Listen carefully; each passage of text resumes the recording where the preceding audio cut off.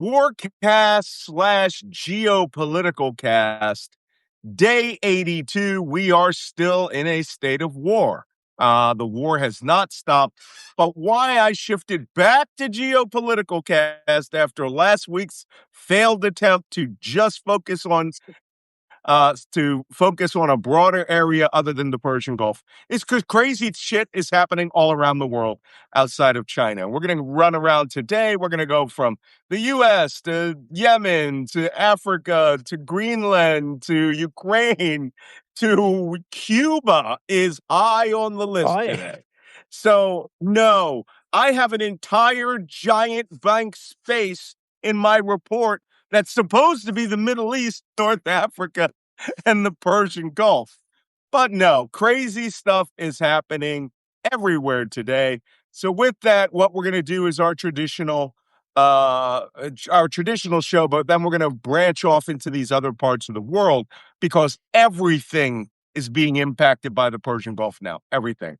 So, along with that, let me introduce our co-host, Jacob Carlsbo, Danish intelligence officer extraordinaire, Middle East expert, and Waja, the gay lion, hailing from Minneapolis, who is a Saudi geopolitical expert and expert on the Gulf states and their relations.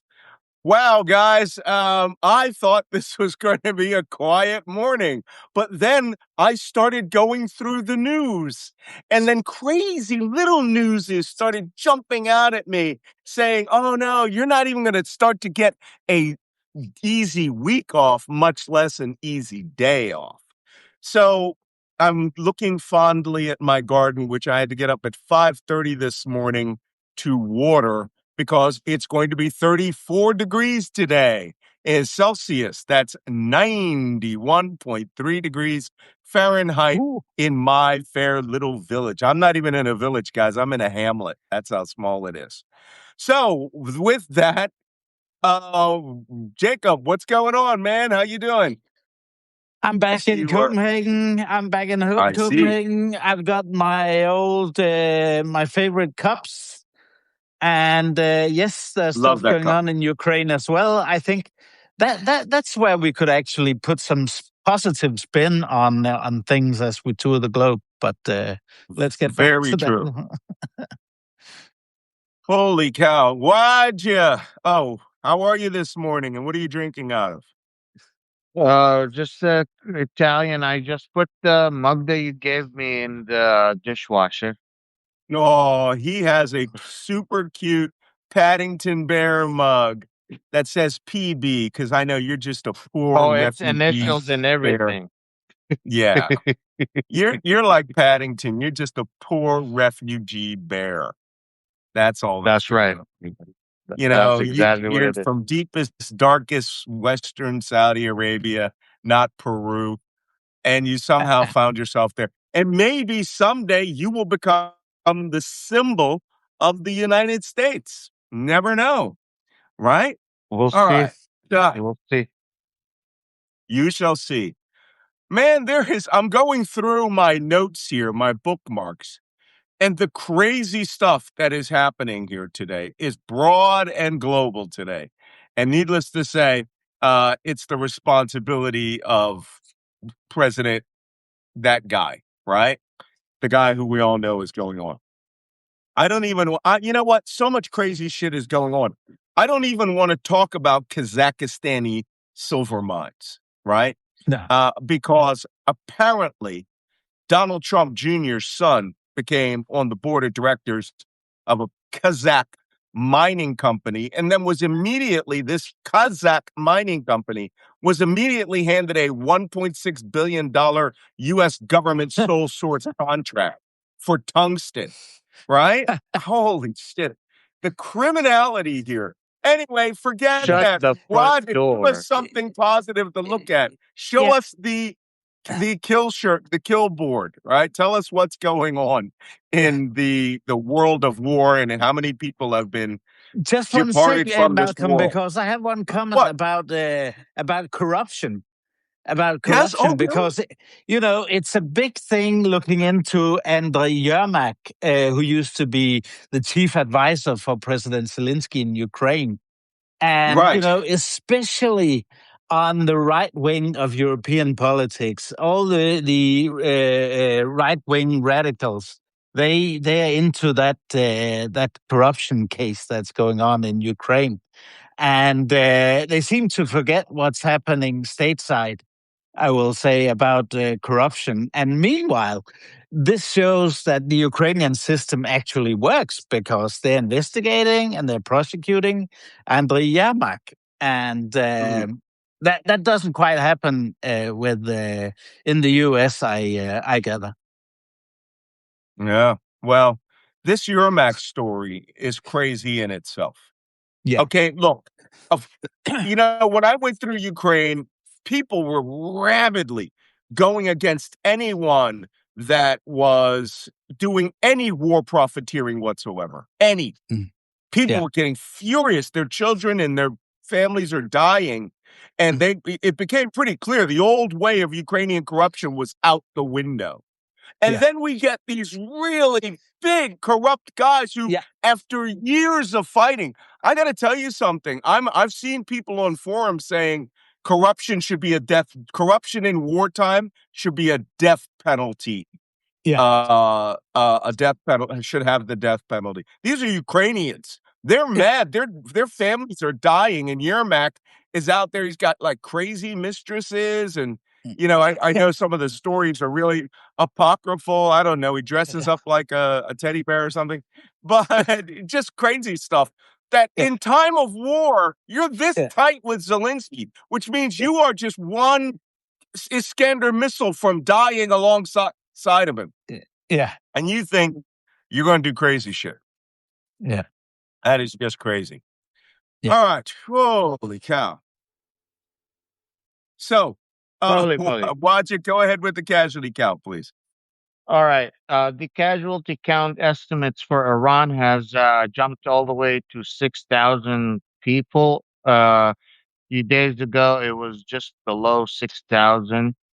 There is a plus sign next to the 6,000, meaning we still are counting the number of dead.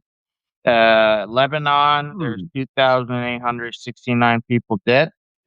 And then those are the main two numbers because the rest haven't changed much. Even though the Gulf states were hit, they did not get any death. Mm-hmm. The WTI is down $2.49. Brent crude is down $1.68. And Merban is down $2.73. That is just now, meaning we are still waiting for an announcement that peace is going to break out and that everyone has agreed to all deals. Exactly. Donald Trump's version of deals, and that peace is here, and they're going to sign a peace treaty tomorrow at the Tehran McDonald's. Well, the Iranians just sent in their 14-point through Pakistan earlier today. And we're waiting to hear what that is from the Trump administration. I'm quite sure what he's going to say. I didn't even read it. I didn't like it, and I rejected it all. And then he's going to send in some points back, and they're still not going to agree on anything. That's why I think the prices are a little bit lower, is because Iran sent in their points. Mm-hmm. That's my estimate of why it's a little lower. Other than that, the whole world is getting choked up still. Nothing has been passing the Strait of Hormuz. You have been keeping an eye on the maritime status. Has there been any ship that passed through the Strait of Hormuz in the last 2 days? Well, pass through is different than passing around. There's been activity, but it's always through the Iranian Rev Guard traffic control link. But I do have a ship we're going to talk about that is sort of exploiting all of that, right? So, yeah. So, that's good. Oil is still high.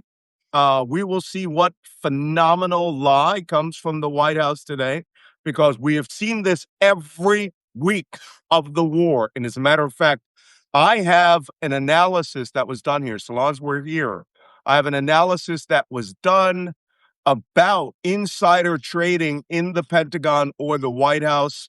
A company called Bubble Media, hold on, I'll find it right here, has, oh, I'm sorry, I'm not in bookmarks, has identified insider trading that was done with the White House. It's on 60 Minutes this week. And that people had traded against military campaigns with a 98.6% accuracy rate, which is unheard of, which means the only way that they could know that is that they were involved with those operations and knew when they were about to be executed and then took part in the execution of those operations. And before, of course, people knew about it. That comes from the White House or the Pentagon. That's it. Right? Yeah. Nobody else could know about this. 98.6% accuracy is the same numbers that dictators get when they get That's voted some for. Saddam vote shit, right? I won again. I can't believe it. 98.6% of you love me. Saddam territory. Now the other 0.4% of you are going to die. Hold on. I was just informed that I need to set up the questions chat on Substack. Sorry about that. That is a relatively new feature for me. And we want to give that as much currency as we can. So let me set that up. Anybody got anything to say about insider trading and corruption? Have we seen any of this before? I can repeat what I was saying just before. Yermak is being investigated in Ukraine. But they carry out investigations. So there. If they want to carry investigations into insider trading, they should also continue investigating all the gifts that the Trump administrations have been receiving from the Gulf nations since the first Trump administration.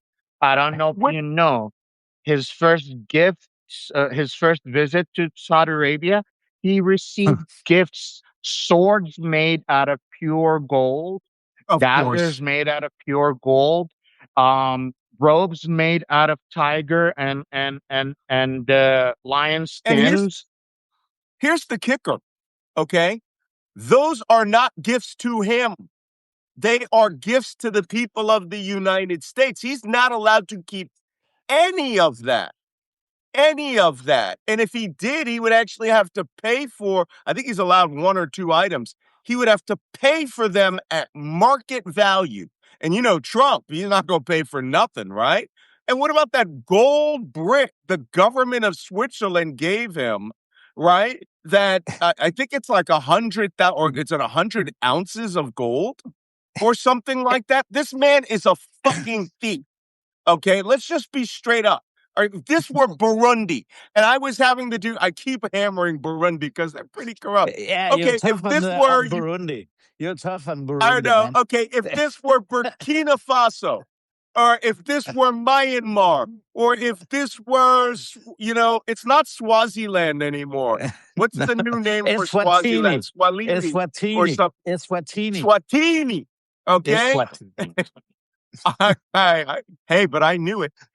If it were any of these countries, we would be literally writing State Department reports on how utterly corrupt they were, right? Yeah. And here we are, the United States of America. We are arguably challenging the most corrupt nations on this planet with a president that's a fucking thief. Sorry if you're a supporter of Donald Trump and you think it's okay to steal from the people of the United States these things by getting them to bribe him with a fucking airplane that you're not even going to fucking fly, that the American public has to put up $1 billion and it becomes his private plane, then you support a thief. Period. Done. Let me tell you this. That level of corruption is bullshit. God forbid someone asks me to run for office and I win. I'll go to Congress. I'll be setting shit on fire. And my first name will be Representative, are you fucking kidding me, Nance? Because that's all I will say. Are you fucking kidding me? That's why I can't run for Congress, y'all. No, we need someone like you to run for Congress. Let me add a poem let me add the verse to your poem. The Kushner company, the hedge fund company, 99%, this is I'm sure percent, 99% of its funds came from Gulf states. Halas. These 99% received 0% of any type of return. Telling you what? If I come to you and I invest in your hedge fund, and my investment is about to be done in a month or so, actually, and I spend trillions of dollars investing in your company, and you give me zero returns back. What is that? That's a bribe, because I gave you money and I didn't take any back.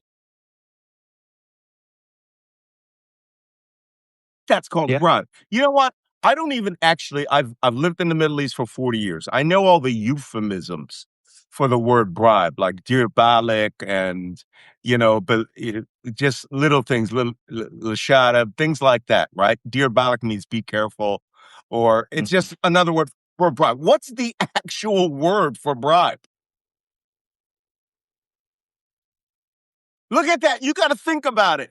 In that culture, it's always couched in euphemisms. It is never a direct word. You bribed me, No, he gave me dir balik, right? He gave me a little something. Be careful is what dir balik means, right?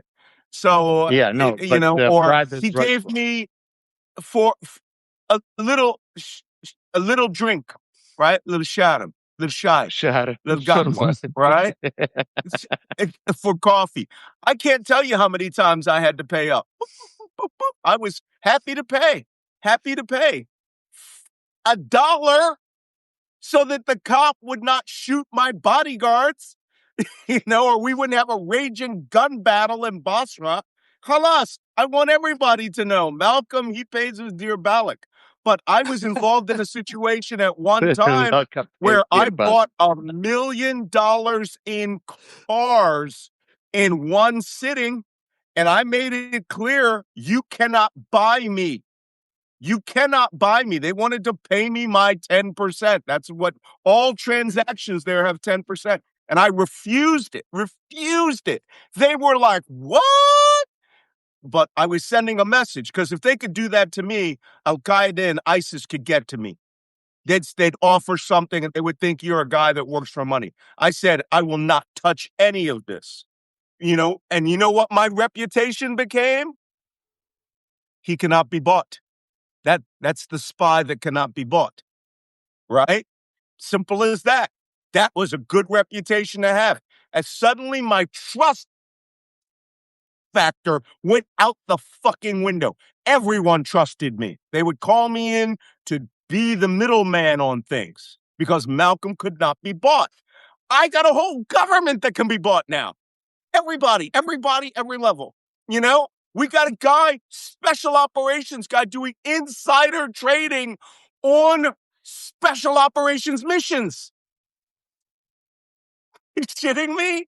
And here's the problem. MAGA doesn't have a problem with this. Oh, yeah, we could have lost 30 Delta Force operators, got shot down.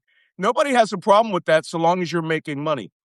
I'm sorry, we're sort of diverting from today's show, but I think this discussion of corruption is very important. There's a radio podcast called I've Had It. I interviewed this lady named Jennifer Welch. She's from Oklahoma, very hard left-wing anti-Trump lady, but she had a professor on who talked about MAGA masculinity has gone away from values to who has the most money, who's driving a Bugatti. Now, all of it, it's all performative masculinity. And another component of that performative masculinity is you must show yourself to be corrupt and get away with it. Right? Mm-hmm. The other part is all these guys with M16s and body armor all thinking they're fucking Delta Force. Fucking fat guys, guts out there, body armor just goes over their moves. I mean, it's just amazing. And they now have incorporated that as their culture. Theft and money and having the best fucking tactical rifle. I just find this weird. Would you guys remember Ben Shapiro when they were having like some big show of manliness and somebody said, liberals don't even know how to buy a piece of wood. And Ben Shapiro comes out the next day with a picture of him coming from Home Depot. I shit you not, from Home Depot with a like 1.5 feet piece of wood, right? In a plastic bag. In a plastic Home Depot bag. I order fucking wood by the pallet here. I'm renovating a 176-year-old house. I've got 10,000 square feet of floors that have to be renovated and sanded. And this guy's buying a 1.5 foot piece of wood and putting it in the plastic bag to go out. That is their performative masculinity. It's like, having those trucks that spew black diesel when diesel's $6 a gallon where I'm at. I mean, I don't know about that, but if you're like, I'm going to burn coal, and you just go through what, $24 worth of black smoke to own the libs? Yeah, and Willie Satire's correct, right? Home Depot's not a lumber yard, right? Lowe's has got some lumber. I have a lumber yard near me, right? Its name is Lumber, right? So I just find this all fascinating, but they are the biggest advocates for theft and performative wealth. And it's like I said, a lot of these MAGA guys think that they're just millionaires one deal away from getting all their money back. They're on welfare, sure, but I'm going to be rich tomorrow. Well, help me out of this so we can get back to the news. Yeah, let's go. I said it in my podcast. I said it in my podcast. The main, go for it. I'm just saying, do you know why Jacob wants to move on? Because he's from Denmark. They don't have this level of fucking theft and corruption there. They have what they need. They have a great social movement there.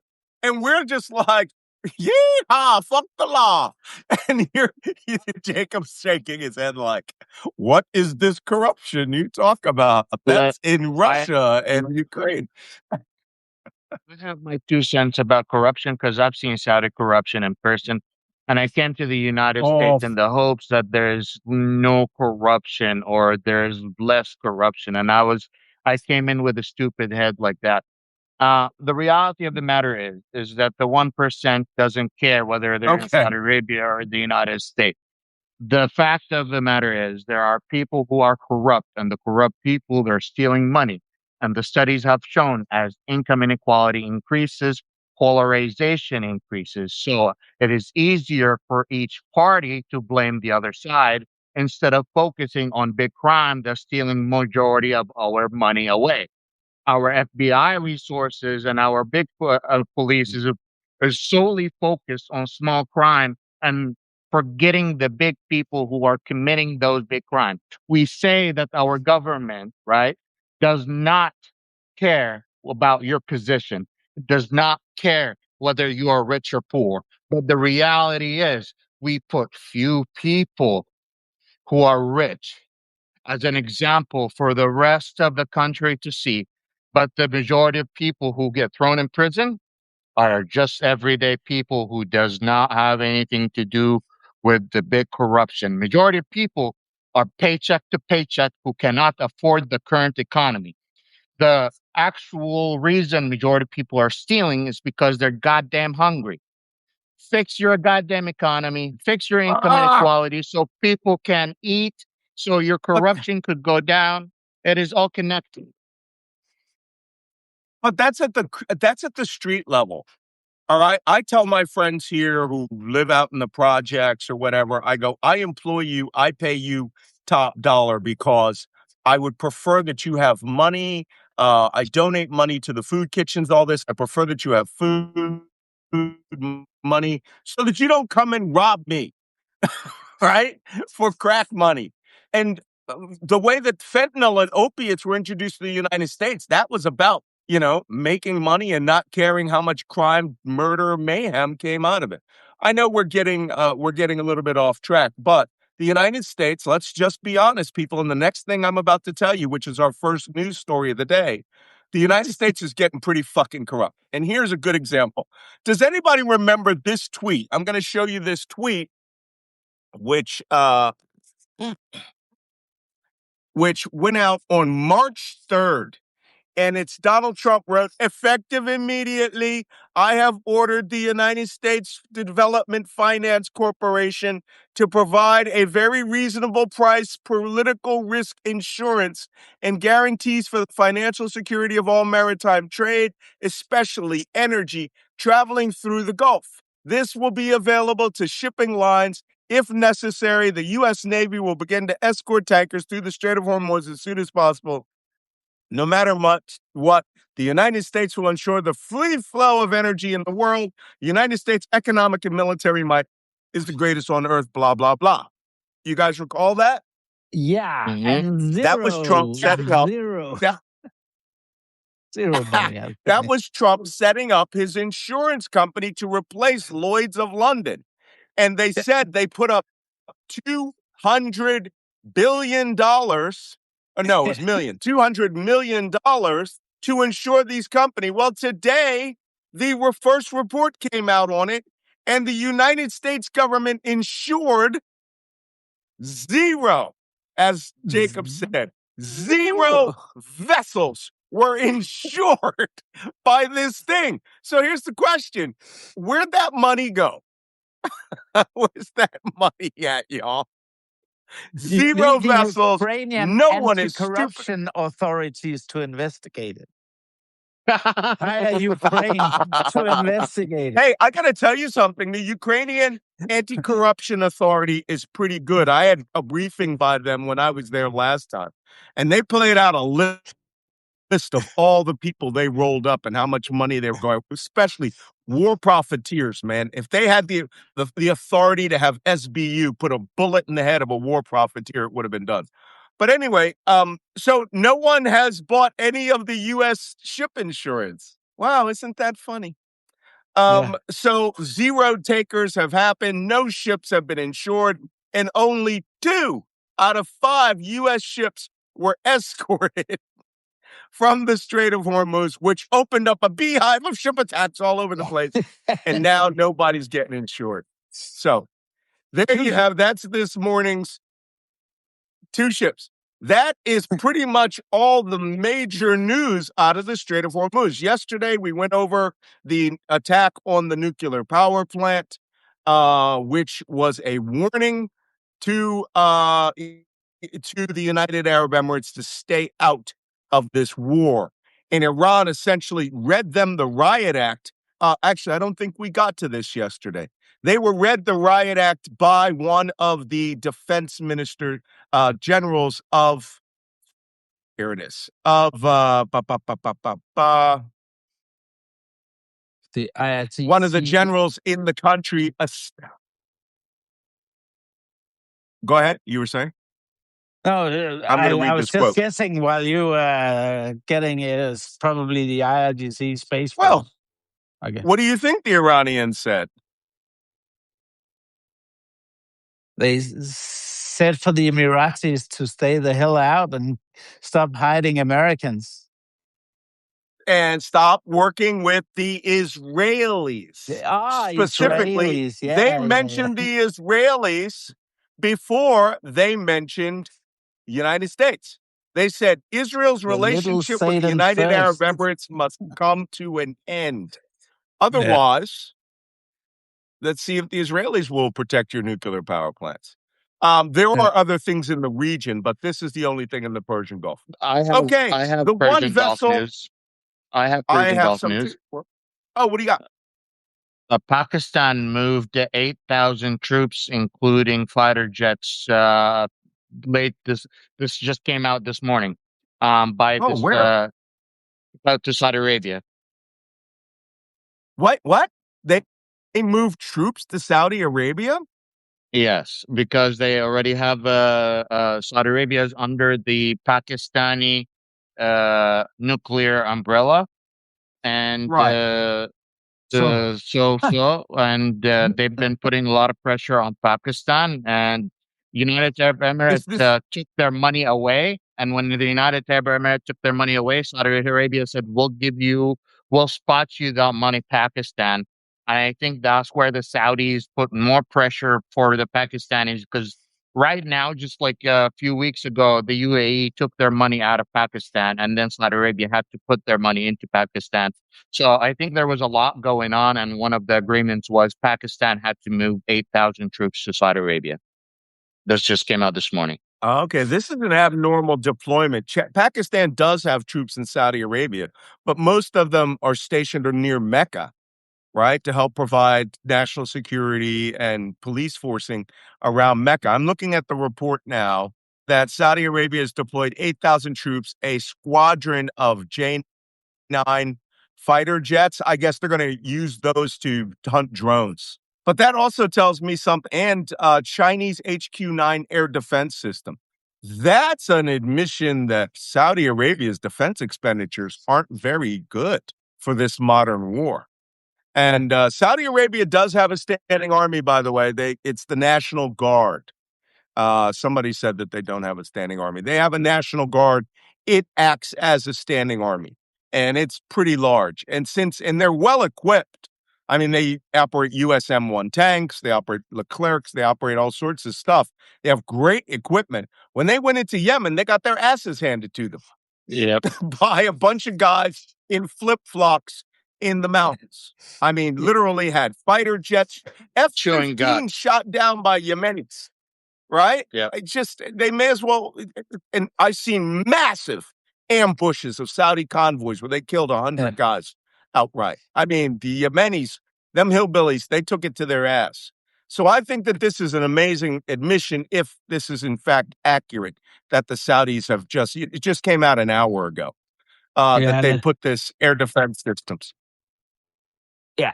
Keep it under, keep checking. Well, keep an eye my on favorite it. part of this. My favorite part of this story is that the Pakistani jets and the JF-17 fighters that they send up there. It's like the Chinese version of the F-16, right? It looks like an F-16. And the HQ-9 air defense system, which is like Russia's S-300, they're Chinese. They're sending all the Chinese stuff. You could almost hear the Chinese begging the Pakistanis over so that the Saudis might buy some of this stuff. All right, that's The interesting. Saudis already bought them and tried to use them alongside the U.S. Battery defense missiles. And because they have to buy translators, and because those translators take take a fraction of the time, the all of the Chinese equipment basically failed. So I think having Pakistan come over and operating those Chinese batteries might be because of experience, more than anything else, because they tried to operate those batteries and they failed. Yeah. Okay. Well, I'm going to go to regional news since we're mentioned Yemen. Yemen did shoot down a U.S. MQ-9 Reaper drone with apparently all of its ordnance on board. There's photographs of the drone. Hold on, let me get it. While I'm here, I had my bookmark. I'll show you pictures of what remained of the drone. Very clearly an MQ-9. And the Yemenis have shot down several MQ-9 drones. I want to say they've shot down 11. This makes 12. And here's the picture of the burning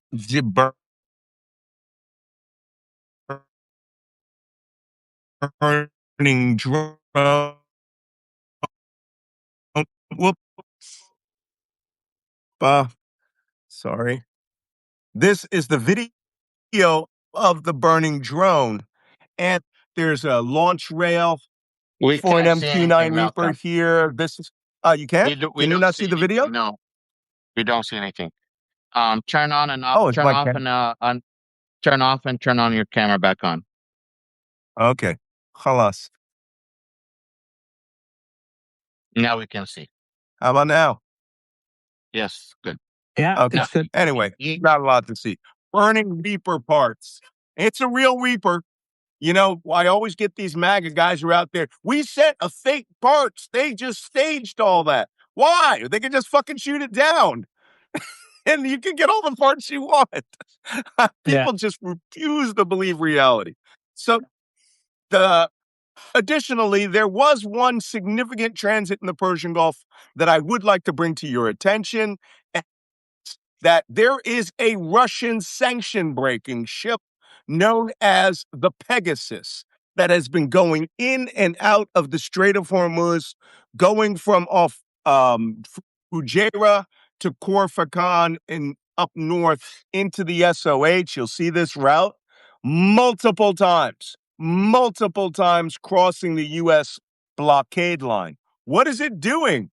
It is doing ship-to-ship transfers and shuttling Iranian oil out to this place.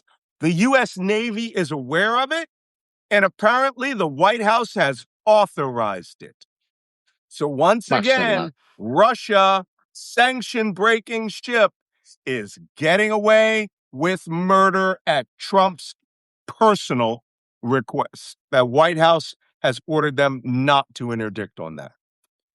Okay, in other news, Trump said Israel. It's okay, huh? Khalas, no problem. We talked about this the other day about an Israeli base in Iraq.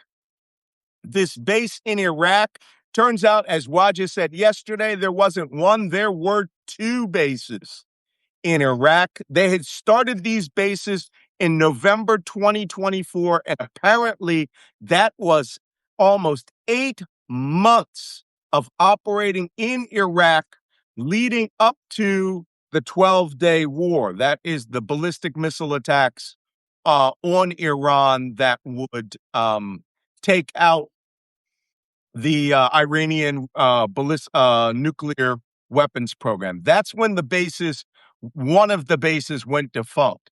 Turns out the bases were compromised this year when an Iraqi shepherd found these bases. You know, I already tell you about sheep and children, right? But this 26-year-old shepherd found this base, and he was chased by the Israelis in a helicopter, and they killed him through gunfire from a helicopter in his pickup truck. The Iraqi police found his burned out truck and his body and all of the gunfire around him, and they investigated and learned that helicopters had been taking off from what people in the region thought was an Iraqi base, right? Forever. So, I didn't know he got killed. I thought he was able to report it. No, he didn't report it. They found him dead. And that's how they got it, because he disappeared. And you know, if you don't come to dinner that night, your mom's is going to be right down there at the police station going, right? Where's my son? So that's that's it for the Middle East Persian Gulf region. The Iraqi government is in so much hot water for that in particular, because they did not know for a while, and then when they found out about it, they didn't do anything. Go ahead until that shepherd got killed. I feel like Jacob, were you about to say something?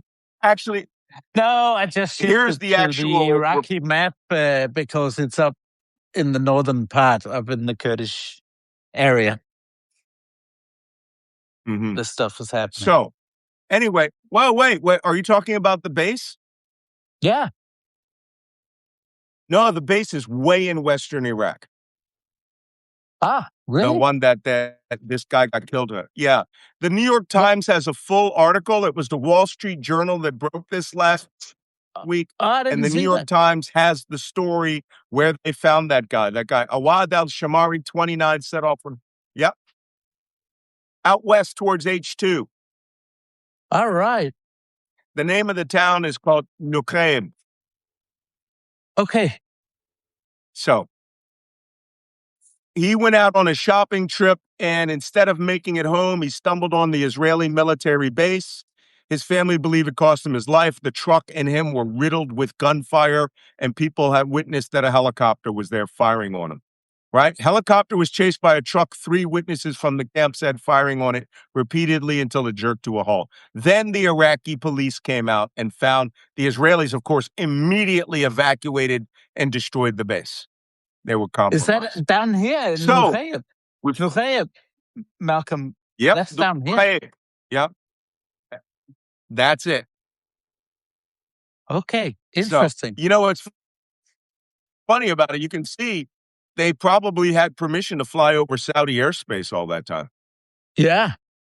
So, interesting. Okay, we've got to move off of the Middle East. We got to go to other parts of the world. Axios, mouthpiece to the stars, is reporting this morning a significant activity that the United States government, according to classified intelligence, shared with Axios. And guess who the person who reported it is? That Cuba has acquired 300 Shahed drones from Russia and Iran, and that they are going to attack the United States Navy and naval vessels in Key West, Florida, and Guantanamo Bay, Cuba. Opinions? And where did we hear some similar accusations? Would that be from Putin or someone? Oh, come now. I recall, you are way off the mark with this. I recall another incident which occurred in 1898 in which a U.S. Navy battleship, the USS Maine, was sitting in Havana, Cuba Harbor, and apparently some saboteurs, right, from Spain, which was occupying Cuba at the time, somehow mysteriously put a mine on the ship and blowed it up, killing U.S. sailors, and it forced poor United States to have to invade Cuba, kill everybody, and take Cuba and the Philippines and kick Spain out of the Western Hemisphere. Oh, wait, is that what happened? Yeah, that's exactly what happened. A false flag attack. I am a student of naval history, and one of the earliest things I ever read when I was a sea cadet at age 15 was in the Naval Institute's Proceedings magazine that showed that the boiler pressures on the gauges of the Maine showed that the ship was oversteamed and that boilers like that exploded all the time. We turned it into a war and seized all of Cuba and held it till 1957 when Batista lost it to the communists. So now apparently this is the indications the United States are saying they don't believe Cuba's an imminent threat, but now Cuba has planned to attack America. Therefore, Director of the CIA, John Radcliffe, goes to Cuba last week to have secret talks with the Cuban government to warn them that if they don't change governments, the United States government's going to do it for them. Next ... is this. The next day after he returns to the United States, we issue an arrest warrant for Fidel Castro's brother, Raul Castro. Raul. You ready for this? We are charging them with blowing up an airplane that I believe, I don't know when that, look, I studied every terrorist attack known to man. And the last time I recall that there was an attack which was linked to Cuba blowing up airplanes was like in the 60s. I don't know. But I'm going to look it up. The statutes of Raul Castro limitation is 94, so that could be. And Raul Castro's 94. The premise is the United States is going to charge him with, tell me if this sounds familiar, terrorism, designate the Cuban government and the Cuban army as state sponsors of terrorism and a designated terrorist organization. Does this sound familiar? Does this sound very familiar? Where did we hear that? January 3rd, we went and arrested a terrorist in Venezuela. My question is, doesn't the United States have already, constitutional laws that say that there is something called if you pass, what is it called? If you pass few years, the statute of limitations? The statute of limitation. Don't we have statutes of limitation? Not for terrorists. Not for terrorists. This is making me eat a cookie. That's how crazy shit is happening here. Did I mention I'm only halfway through the madness of today? Guys, we've been here almost an hour. Do us a little administration, because we do want to raise this Substack up to the #1 Substack. We'd have to beat like the Daily News or something like that. Hit those heart buttons really hard, because we're about to finish going around the world in the madness of just this Monday morning, which is crazier than all of last week combined. So right now, the United States is putting up the premise to call for the arrest of Raul Castro and to carry out a special operation followed up by an amphibious operation to invade Cuba. In case you wonder why the amphibious task force in the Southern Command that took Venezuela has not left, and none of those forces were sent to the Persian Gulf. None of them. They are waiting to carry out an operation in Cuba. Okay, next. You guys need a break? Because that's just crazy. Next, Jacob, is my favorite place. I just like Greenland. Greenland, exactly. And it's not the hospital ship that has arrived in Greenland. It's the man behind the hospital ship. The Louisiana governor, Jeff Landry. Is that right? Let me tell you something. The hospital ship is in Portland, Oregon. Yeah. For a 3-year retrofit, right? They are pulling out everything on this thing, that hospital ship. Here's Jeff Landry. I wanted to get the video by Orla Yolson.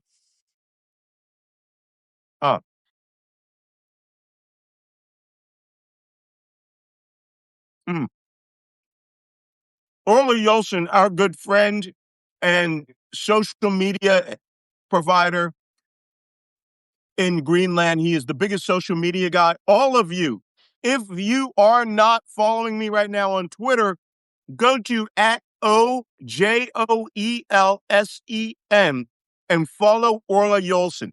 He is the largest social media voice in Greenland, and he blows the whistle on all this crazy shit there. This is the executive jet of the U.S. ambassador to Greenland. Not Greenland, to Denmark. This is what the U.S. ambassador flies in, right? He is there for a conference called the Future of Greenland Conference, which starts on Tuesday and Wednesday. Yeah. Then Orla notes that here is the arrival of the special envoy to Greenland, Jeff Landry.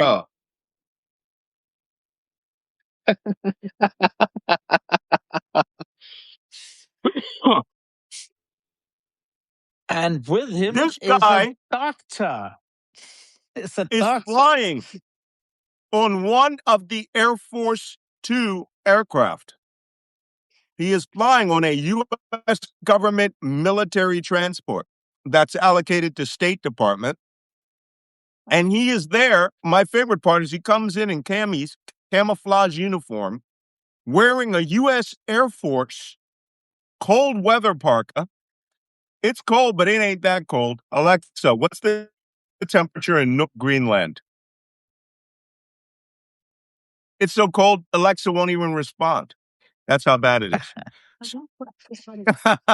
Somebody look up the temperature. The name of the U.S. ambassador in Denmark. It's Ken Howery.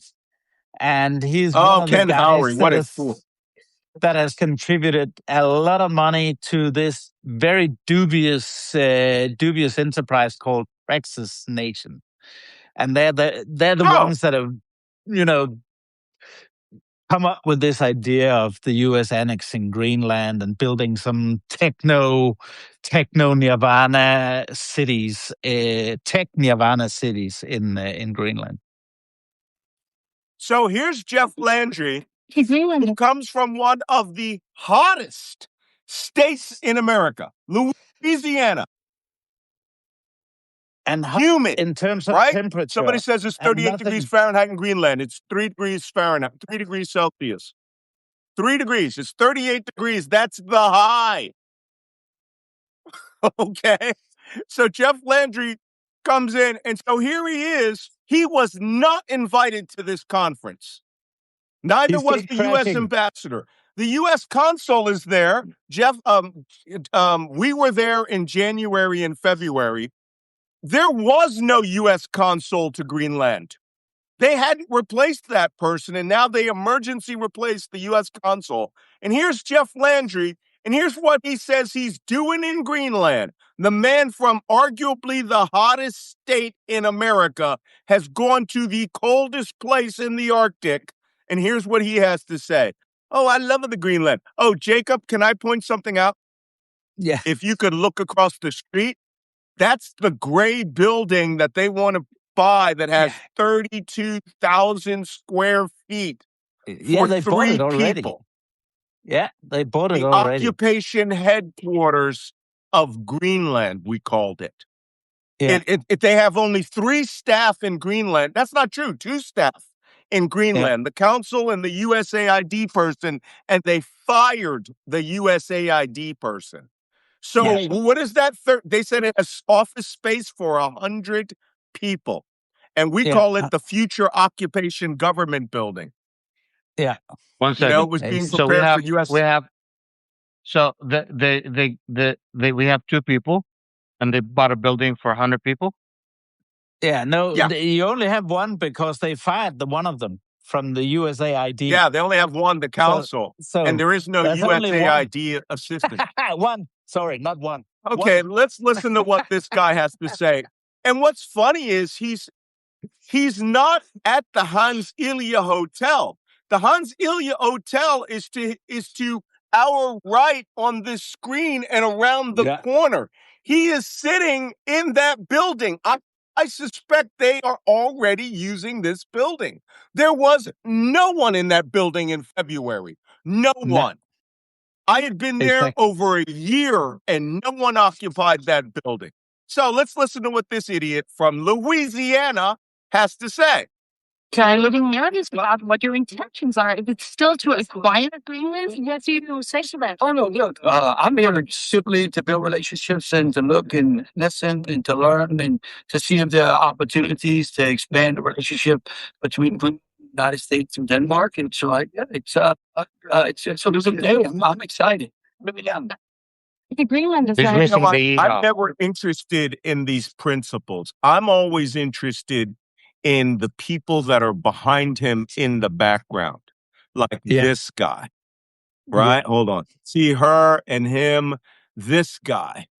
Yeah. Oh, this is the person I'm interested in. These 2. Who are these people? What is the logo on his shirt? Orla Yolson will have answers for us by this afternoon because that guy is awesome. Is he not, Jacob? Is Orla not awesome? He is awesome. He's not even an investigative journalist. He works for the Bureau of Prisons for the one or two small jails they have in the country. So here's Jeff Landry on a walk, and let's see what people. Oh, look, I'm not joking. He's walking from the Hans Ilya Hotel over to the occupation headquarters. Yeah. And somebody is not happy about it. And look there's that geek again with the glasses walking right there. Yeah. And also, Malcolm, also with him is a guy from Greenland, and that is Jan Boasen. Oh, Jørgen Boasen, who has been bought Jørgen by Boasen. MAGA. Yeah, Jan Boasen. He has been bought by MAGA. They pay all his bills, and, he's the MAGA representative in Greenland. He's a former bricklayer. I'll tell you, if I could get my ass on an airplane this afternoon, I could fly to Iceland. I could be in Nuuk by tomorrow. And I should be out. But Orla is apparently getting ready to stage a massive protest. The last protest they had over 2,000 people. Let me explain something. The village of Nuuk, which they call their capital, it's a village. Yeah. It's a village of I think the city is 7,000 people. And they had 2,000 people turn out for the protest. And you can be damn sure more than that's going to show up tomorrow. People are going to be flying in from other villages around there. But look, can I point out something to you? Motherfucker comes flying in wearing winter warfare camouflage pants. Look at this. Is he there for the Arctic Warfare Conference? And look at this guy who's behind him, right? This is private security right here. You see what he's wearing? Those are Arc'teryx fucking soft shell pants. He's got his tactical boots on. We call this, when I ran private security companies in Iraq, the tactical tuxedo. So he's in, and he's like, I'm packing. He better be State Department Bureau of Diplomatic Security, or he's a fucking loser. Yeah. I shifted my background here. That's look, they're behind Maximut. Right here, they're behind Maximut, which means they left the occupation headquarters building. This right here is a supermarket. And now, let's watch him walk through. That's why we buy the reindeer. Apparently, somebody said, "Yankee, go home." Oh, I love reindeer sausages. Anyway. I love how we send our public representatives in hunting gear, like they're going to hunt some gear. Yes, but when Zelensky is visiting the United States and he's coming from war, he got a lesson from J.D. Vance for coming in from a war wearing war clothes, actual war clothes, because he just came in from war. Meanwhile, we don't have war, and we're going into Greenland, and we're wearing some kind of hunting gear. The correct answer is, bitch, we at war. Right? Look at this guy. So he has more to say about Greenland. Let's see. Do you have a message from President Trump with you? Actually, I did. I talked to him last night, and he said, you want to come again? Make a bunch of friends, as good friends as we can. A bunch of friends. Yeah. Okay. Make some One friends. or two. That's Jan Boasen and no one else. And maybe his sister or mom or something. Okay. So he was apparently accompanied by a guy named Joseph Griffin. Griffin told TV2, which is Danish, that Landry asked him to come on the trip to help assess the medical needs of Greenland. That fucking hospital in Nuuk is awesome. It's awesome. And it's better than any hospital in Louisiana. Yeah, it's definitely better than any hospital in Louisiana, and it's free. And it's so awesome. We surfaced a submarine to bring a sailor out and brought him by helicopter to that hospital where he stayed until he could be medevaced to Germany. That's how awesome he was. That bitch was eating ice cream and having reindeer snacks. I swear to God, he's like, oh no, you don't have to transfer me right away. So let's hear what this dumbass fucking doctor has to say. Just a sec, Malcolm. Malcolm, just a sec. It was Danish forces that rescued the U.S. submariner to the hospital. So it wasn't actually Americans that brought him to the hospital. We helped get that really, really sick submariner off the submarine. I deserve another hospital cookie. because we're very nice people. We could have served him a cookie too.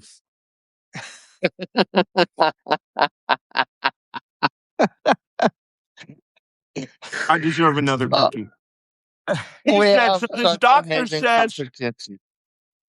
doctor says he is participating as a volunteer, and that his main purpose during the visit is to speak with Greenlanders about their experiences with the healthcare system. Quote, first and foremost, we want to learn how healthcare is practiced here. Bitch, walk in, get treated, walk out, go home, awesome. It's free. Free, Free. He doesn't understand that concept. Holy, help me, Jesus. Help me, Jesus. All right. Yeah, the temperature this morning at 8:40 a.m. was 34 degrees. And Orla, this is from Orla's office. And this is the occupation headquarters building there that they have. And over here is, where they're going tonight. That's fucking Daddy's bar right here. Yeah. For those of you who need an intelligence assessment of Greenland. Jacob, why we are not there is beyond me. Here's Daddy's. Yeah, that's all right. My fault. This is the Akiki. That's this little tiny supermarket. And this is the occupation headquarters building for a staff of 1. Yeah. That's so smart. This here, right here, this is the Hans Ilya Hotel. Right there. This is the 5-star hotel. And this is the rooftop bar on there. That hotel has all the ambiance of a Motel 6, but it's on average $250 to $350 per night. But there's a steakhouse, and you still have to pay. Yeah. All right. And that was Thank where you, we Orla, made. for that. I don't think you were there, Malcolm, when we made that journalist from Fox News fall up the stairs because he was so embarrassed about all his shitty reporting, all his lying from Nook in January. And he saw us, and we were like waving to him, so he fell up the stairs. The poor bastard. I tore that guy a new asshole when I spoke to him at that cafe. I was like, motherfucker, who do you think you're talking to? I've been in and out of Greenland for over a year, warning the United States had in full intention to seize that hotel, to seize that country. And sure as shit, in January, after I had warned them last June, Denmark agreed and sent special forces in with explosives to destroy the runways of Greenland. Yeah. That's how bad it got. All right? Yeah. I'm going to call this one of my greatest hits. I called this a year in advance, and I was right about everything. Yeah. So, long story, that's it. Malcolm, check the screen behind me. It's the Nuuk Fjord. It's the Nuuk Fjord. Very beautiful place. Very frosty, wonderful morning. The back of the speedboat we were traveling. Oh, that was a great trip. And there's a question here about EU forces European forces in Greenland now. Denmark and especially France are keeping up exercises in Greenland. They've actually in Kangerlussuaq. Not just Kangerlussuaq. What they call Station North, which is even further north. Station North. Yeah. right up. Station Nord is the northernmost point of human habitation. Exactly. It's an ice station where people go down below the dome and they pull ice cores out like in the movie The Day After Tomorrow. But it's underground. Most of Station Nord. It has a big dome on top. Exactly. And Danish and French forces have been practicing parachute jumps and stuff up there these last couple of weeks. Yeah, wow. So hey, somebody says, Malcolm, Malcolm diffused the Greenland problem almost single-handedly. No, we didn't. Apparently, we didn't. I'm going to tell you, me, Jacob, Orla, and what's his name? Rasmussen. Rasmus Yarlof. Yeah. Right? Is that its name? Yeah. We are probably the biggest mouths in the world about Greenland. But when I got on TV last year, I was like, they're coming for your ass. And you're going to have to ask yourself one question. Are we willing to fight? Yeah. and apparently by January, they were ready. Exactly. And that is 1 year ago now. It was early May. So that it's a bit Early more May. than a year ago now. I would like to have thought... I would like to have thought that we had resolved that issue, but obviously Trump has made it pretty clear it's still on the agenda. Yeah, but exactly. I think it's on the agenda, like you said, that they're going to use subversion campaigns. Oh, did you hear the report Orla put out about 2?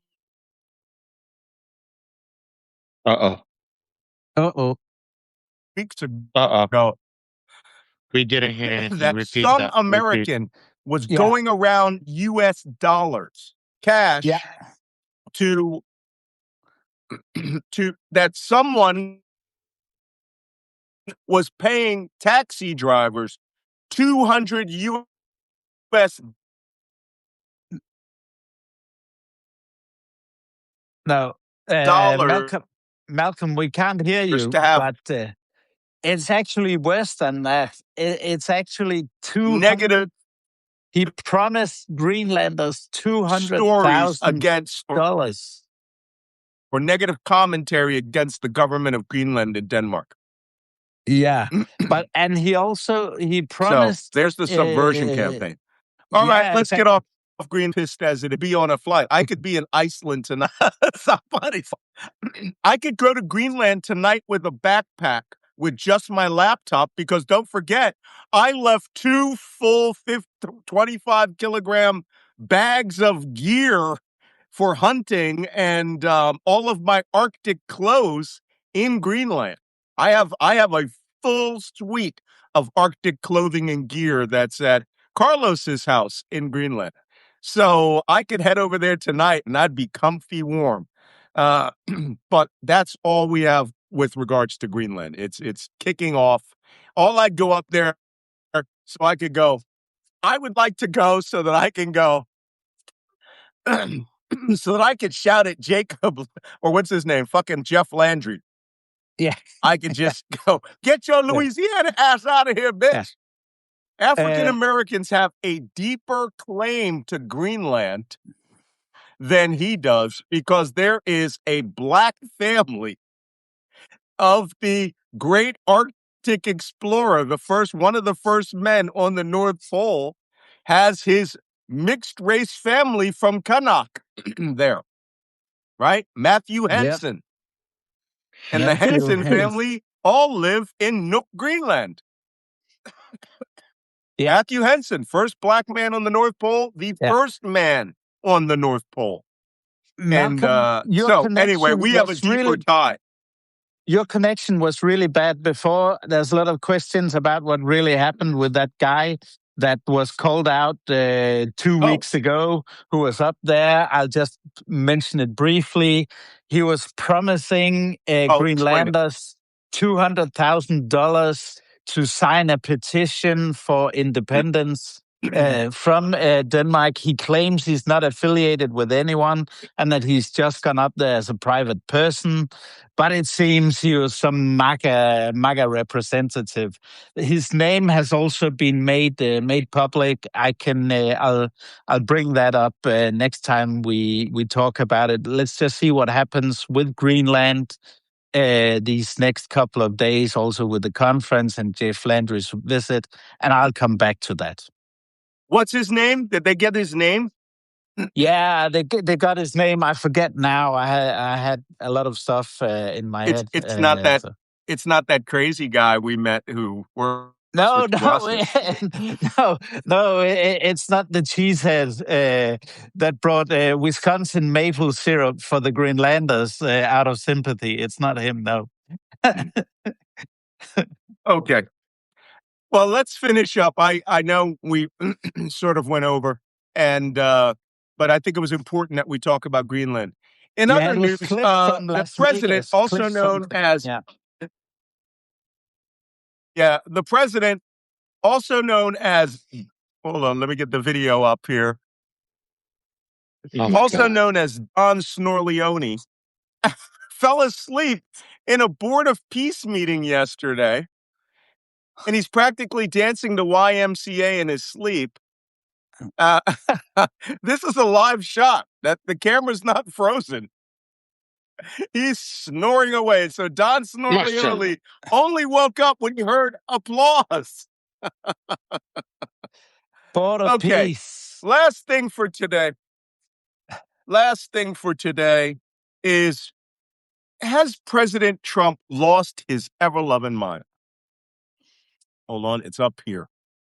I am actually showing you a photograph here. I have to put the Wi-Fi back on. I am actually going to show you a photograph that the President of the United States put out this morning, and you won't believe it. And I like what Gavin Newsom's office says. Do you think he's lost it? And Adam Kinzinger says, guys, the president's cuckoo for Cocoa Puffs. Well, let's take a look at it. This was an actual tweet by Donald Trump of him walking at Area 51 with a captured alien who's in manacles. I shit you not, this is real. It's so real that Gavin Newsom, his comments was, I think he's lost it. and Adam Kinzinger said he's cuckoo for Cocoa Puffs. That is allegedly the president of the United States going after the Alex Jones crowd. All right. Help me, Jesus. Yeah. Let's see if we can get through questions in the next 10 minutes so everyone can go have a productive Monday, because we have lost it all here. It is not productive anymore. It's crazy. All of this has outpaced the crazy of all of last week, all of it. Oh, by the way, for those of you who are asking, I see people have asked me about 20 times. This T-shirt, actually, I got it in Stratford-upon-Avon. Every year I go to Stratford in England, and I go to the Royal Shakespeare Company, and I see a play, and then I buy drinks for all of the actors. And the last one, I didn't go this year because they had no productions going on when I arrived. And last year we saw Hamnet, and it was awesome. Awesome. I'm not even going to watch the movie because the play was so well done. It would ruin it for me. So there you go. I got this from Shakespeare's, actually, it says on the label back there, Shakespeare's Birthplace gift shop. So that's where you get it from. Get out there in the world. You can do cool things and get cool T-shirts. So I had some crazy person on X, according to Vladinator, tell me the U.S. is going to bomb Carg Island because that's where all the Iranian oil is. Checkmate, liberals. Do you think Carg will be the first target or the toll booth? These people have no idea how oil fields work, right? It's not a beer barrel that is directly under a pump. The Darius Field is huge. It's huge. It's like a quarter of the northern Persian Gulf. You know? Debbie Gonzalez says, what's your prediction if this blockade lasts through the end of summer? Well, we already learned about that, didn't we, boys and girls? Things are going to get horrible. Horrible. Yeah. You'll see $10 a gallon gasoline in the United States. How many times have I told you?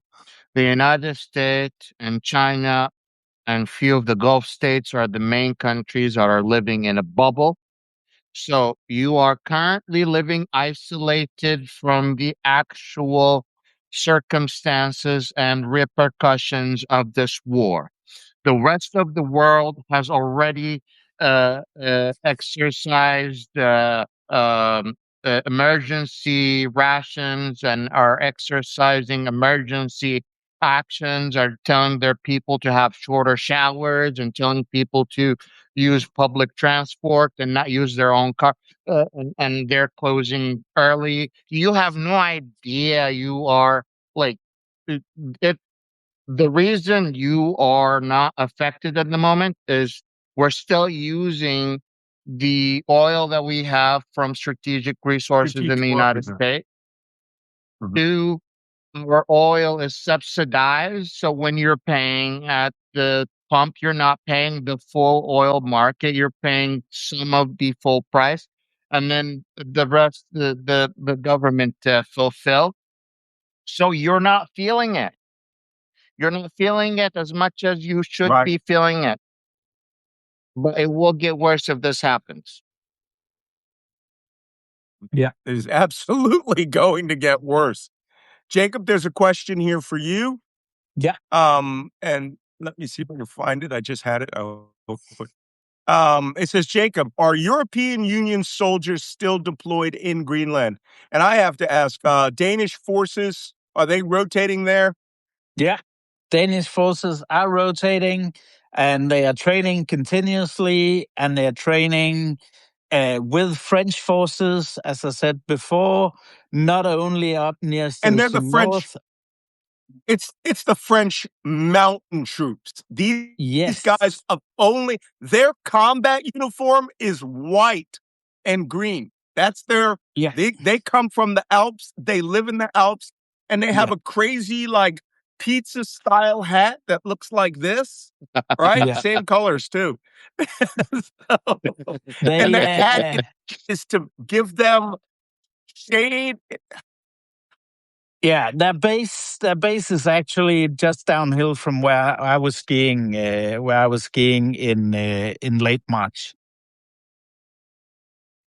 and some of my old friends from that village in France used to be the instructors for the Corps. For the That's French, pretty impressive, actually. One second, my audio shifted to my headphones, and I have to find. Okay. Oh, your headphones died. Disconnect my headphones. Yeah. No, but yeah, these French forces are up there, and that's really good. I think they will be training over the summer. There'll be a lot of stuff going on. There'll be Air Force exercises. There'll be naval exercises, I expect also. So there's always stuff happening. Yeah.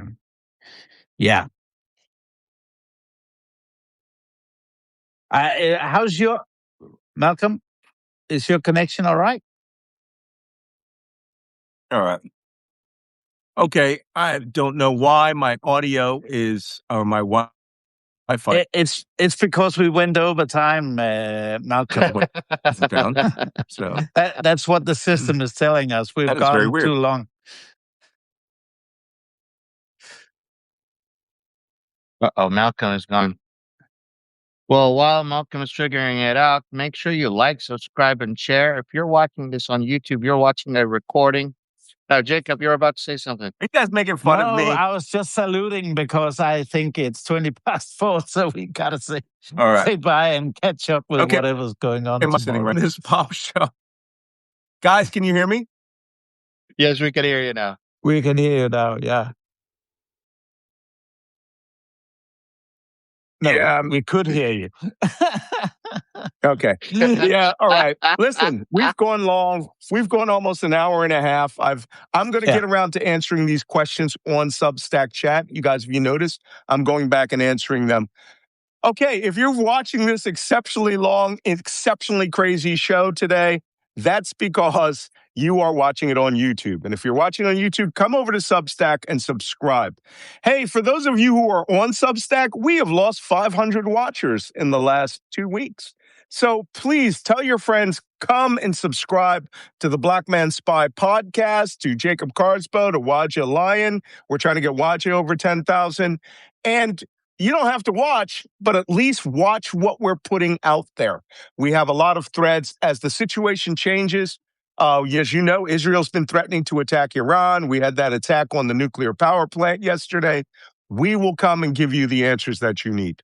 So thank you guys for talking with us today. Let's come back tomorrow and do it again. If I don't show up tomorrow, that means I got frustrated. I'm in Nook. I'm Because I can get on. I can get on an Air Greenland flight, on a Iceland Air flight, and be back on Thursday at the end of that conference. I'm thinking that's a good idea. It might not be. By the way, Jacob, our house that we rented is available. Oh, that's a good house. That'd be a great place. The chalet of the spies. Chalet of spies. It's always available. All right, guys. I will see you tomorrow. Thank you for coming. Take care. See you, everyone.